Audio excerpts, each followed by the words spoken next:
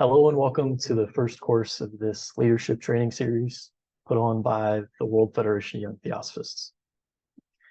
To begin, we'll have a quick overview of the history of the Theosophical Society, which was founded in New York City in 1875 by Helena Blavatsky, who was a Russian woman, Henry Seal Olcott, an American, retired from the U.S. Army, and William Quinn Judge, who was from Ireland and became a U.S. citizen there in New York City at the founding, among others as well. But those are three of the most prominent people who were there. So additional history is that it was formed, the Theosophical Society was formed to be a nucleus of universal brotherhood of humanity without distinction of race, creed, sex, caste, or color, which at the time was kind of revolutionary. Nothing like this existed, and essentially the entire New Age was a product of the Theosophical Society. It all began with this, and over time became much less serious than the Theosophical Society is. And some other points were to study the ancient and modern religions of the world, philosophies and science, and to investigate the unexplained laws of nature and the powers latent in humanity. Many people in the beginning were attracted to the TS, including very prominent people such as Annie Besant, who is still celebrated in India for essentially helping the country become independent of English rule. She did a lot of social reform at the time and was extremely famous for her time in England. Others include Leadbeater, who was a clairvoyant, a prolific writer. Jiddu Krishnamurti wasn't necessarily attracted to the Theosophical Society so much as he was trained by it to become a great world teacher, which he was. And others include Rudolf Steiner for more worldly people. That includes Mahatma Gandhi, Albert Einstein, and Thomas Edison. So some frequently asked questions about the Theosophical Society, first being, what is it? And as we stated earlier, it was founded in New York City in 1875, and the three objects of it were to investigate the nature of humanity, to provide a nucleus for universal brotherhood without distinction of race, caste, sex, or color, and lastly, to explore the unexplained and unknown laws of human beings. So that's what it's primarily about. There's a set of teachings that the Theosophical Society proposes, and that's the gist of it. So what is theosophy? It's different depending on the context. The primary meaning of the word is divine wisdom. So it refers to the spiritual knowledge experienced by mystics, yogis, sages, etc. In addition, the word theosophy is used to denote the teachings given by those who attain the state of enlightenment. It can also refer to the timeless wisdom tradition that underlies all religions and philosophies, or to the modern expression of that tradition set forth by the founders of the Theosophical Society, which is what we're most interested in here. So theosophy includes essentially all ancient wisdom, but in regards to the Theosophical Society, there's also a specific worldview that it sets out to propagate through the theosophical literature that we have. The main teachings include the fundamental unity of all existence, that essentially you and I are transitory and relative distinctions of an underlying absolute oneness. Another core teaching is the regularity of universal law, cyclically producing universes out of an absolute grounded being. And the third of some of these basic main teachings are that the progress of consciousness developing through the cycles of an ever-increasing realization of unity. So it's essentially evolution. It's an upward spiral. We're always learning, we're always growing, and it's never going to end. There's always more to learn and become. How can theosophy be applied in daily life? There's a lot of ways, and there's entire schools of theosophy that are dedicated to this. So one instance is that you and I are different expressions of the same life. So whatever happens to either of us happens to both of us. We're linked. And by helping your neighbor, you help yourself. It kind of gives you an impetus to be more helpful.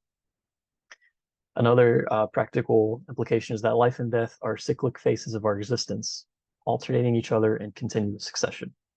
So this idea of reincarnation gives validity to spiritual unfoldment, to not be afraid of death, which has practical use. And it helps us know that the purpose of being here is to gather experience and learn. So that's another way that it can practically help us deal with the world around us, have a more helpful perspective. Uh, Another question is, what should theosophical groups study? Uh, it can honestly be anything. So theosophical groups do not have an obligation to study and teach theosophy, but it is strongly recommended. Each theosophical study group has its own free will and volition to do whatever it really wants to do. But it's highly recommended to study at least, sometimes the original writings of the founders of the society, such as Blavatsky and Olcott, Judge, Annie Besant, Leadbeater, as well as other sources that reflect the timeless wisdom. It's fairly open-ended. Another question is, how can I join a theosophical group? There's many ways. Google searches are probably the easiest. If you search for theosophy in your local town, you may be able to find something. If not, you can look for the section or the country that you live in. Look for a list of different lodges. If you don't have any luck there, then you can go to the International Adyar website of the Theosophical Society. You can Google that. And they can point you to whoever your closest theosophical group would be, whether that's in person or online.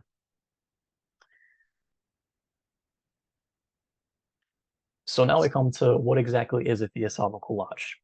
We kind of touched on that a little bit earlier, but excuse me, essentially it's a group of people who study and practice Theosophical teachings. And why would we want to join a Theosophical Lodge? Well, for one thing, to learn about Theosophy. It's good for that. Another is to meet and interact with like-minded people who share common interest, so you're not alone in the spiritual search. And another is to apply the principles of Theosophy in daily life and service to others. And this is important because a lot of times in a Theosophical Lodge, we have an opportunity to spiritually practice what we preach, essentially. And it's not always easy to interact with other people and to grow together, but it's a training ground in which we become who we're supposed to be. And a Theosophical Lodge is a large part of that in your local town.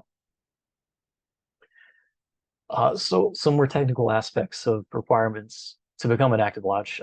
Any 7 fellows, which means members of the TS, can apply to be a chartered lodge or branch.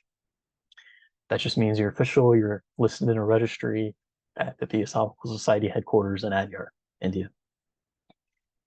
In a country where there's no national society, you can still become a lodge, and that's done directly through the secretary of the International Theosophical Society, who then forwards that to the president of the TS.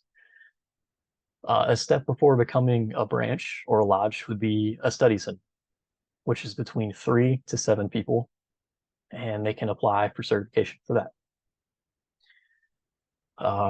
For more details about either of these, you can visit the website below, tsidr.org. And now we come to some more technical aspects. So roles of lodge officers. Roles are usually defined by the Constitution and bylaws of a particular lodge. We have listed here some common roles, which are the president, vice president, secretary, and treasurer, which are more or less pretty self-explanatory for what they do. And it's just, the administrators that keep the lodge up and running. So bylaws that we mentioned earlier, they're essentially the rules of that particular organization. It's a legal document that covers topics such as membership, meetings, officers, finances, amendments.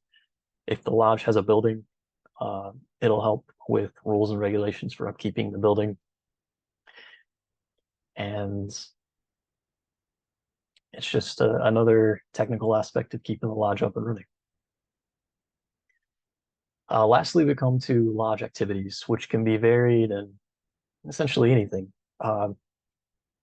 They can fit the particular group. There's no set activities you have to do, but some common ones include study classes where you can talk about different topics from introductory theosophy to get new members to more advanced to keep your experienced members.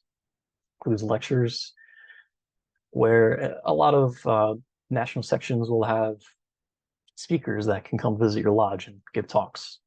It's a good way to have more varied voices. And another activity is to lead meditations. And you can also have service projects for your lodge where you go out and help a particular aspect of your community that you think. You can also have movie nights where you discuss a movie and things of that nature. It's very open-ended. But I hope that this first lecture is helpful to you, and see you in the next one.